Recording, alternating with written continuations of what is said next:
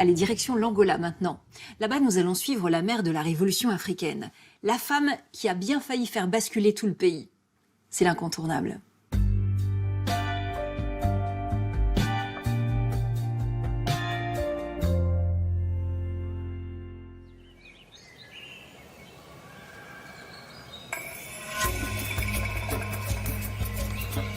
Dans le nord de l'Angola, la ville de Mbanza Congo s'élève sur un plateau où l'ocre se mêle au vert des collines.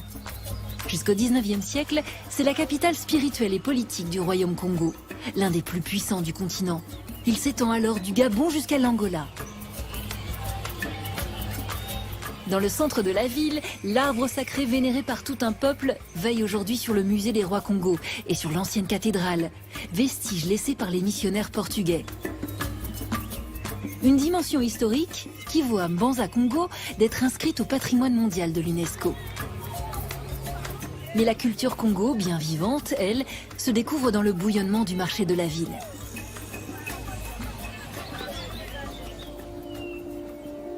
Incontournable Mbanza Congo qui cache une toute autre histoire.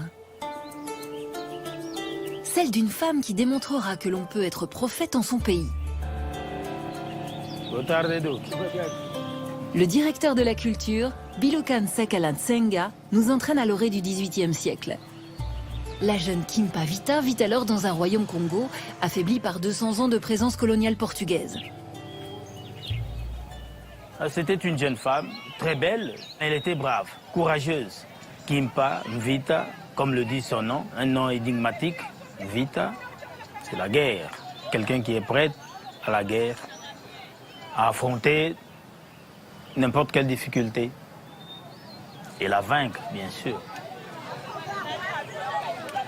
À l'époque, il y avait des conflits. Le roi s'était déplacé de Mbanza Congo. Donc, la chaise était vide ici à Mbanza Congo. Le pouvoir était vide.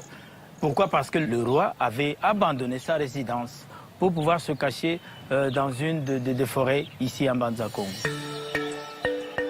La capitale est à l'abandon et la religion catholique s'est propagée dans tout le royaume sous l'impulsion des missionnaires portugais. Elle-même élevée dans la foi chrétienne, Kimpa Vita n'a qu'une vingtaine d'années lorsqu'elle tombe gravement malade. Au bord de l'agonie, la jeune femme est sauvée par une révélation.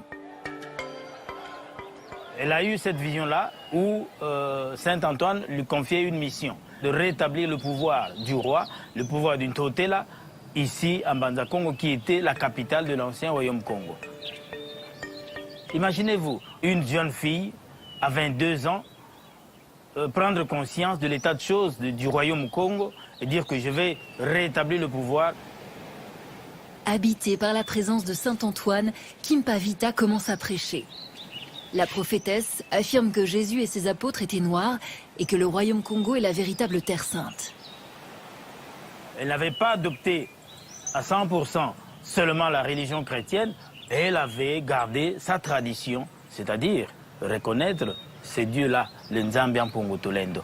Il y avait une espèce de brassage, un mélange entre la foi chrétienne et la foi traditionnelle. Chaque fois qu'elle réunissait avec son peuple, ses suiveurs, les gens s'étonnaient de sa sagesse, de ses idées, de manière que le groupe grandissait du jour au jour. À la tête de ce mouvement syncrétique, appelé culte de Saint Antoine, Kimpa Vita exhorte les Congos à s'émanciper des colons esclavagistes qui dépeuplent le royaume. Elle veut convaincre le roi du Congo, Pedro IV, de réinvestir Mbanza Congo pour restaurer sa puissance. Mais sur les conseils des missionnaires portugais, le souverain refuse. Et ce qui a fait peur aux missionnaires, à un moment ou à un autre moment, ils pouvaient voir les chrétiens diminuer à l'église catholique pour suivre Kimpa Vita. C'est alors qu'ils vont se conseiller entre eux. Cette fille peut nous créer des difficultés. Comment l'arrêter? L'un des missionnaires, le père Bernardo, persuade le roi que Kimpa Vita veut lui ravir le trône. Il réclame son arrestation. On va l'accuser de beaucoup de choses. De l'hérésie, de profaner les saints de l'époque, de dire que c'était un mensonge, qu'elle n'avait pas de vision de la part de Saint-Antoine, c'était faux et archi-faux, pour pouvoir obtenir la sentence. Lorsque les troupes de Pedro IV arrêtent Kimpavita, la jeune femme vient d'accoucher. C'est une aubaine pour les missionnaires qui s'empressent de briser l'image de sainte qu'elle s'était forgée auprès de la population. Kimpavita est jugée pour hérésie et sorcellerie et elle est condamnée au bûcher en 1706. Et il est allé jusqu'au bout. Le feu, en aucun moment, a fait qu'elle ait peur, renoncer à sa philosophie, renoncer à son plan d'action.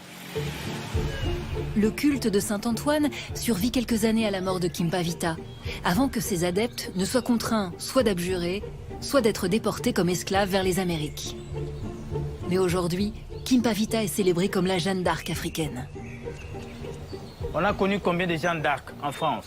Une et une seule.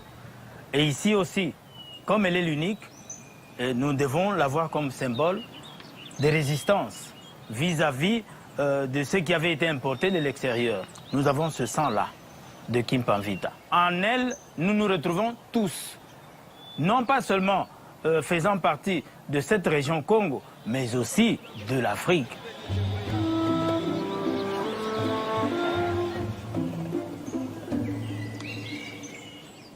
Est-ce que le pouvoir aurait brûlé Kimpavita si elle avait été un homme? Je ne peux pas m'empêcher de me poser la question.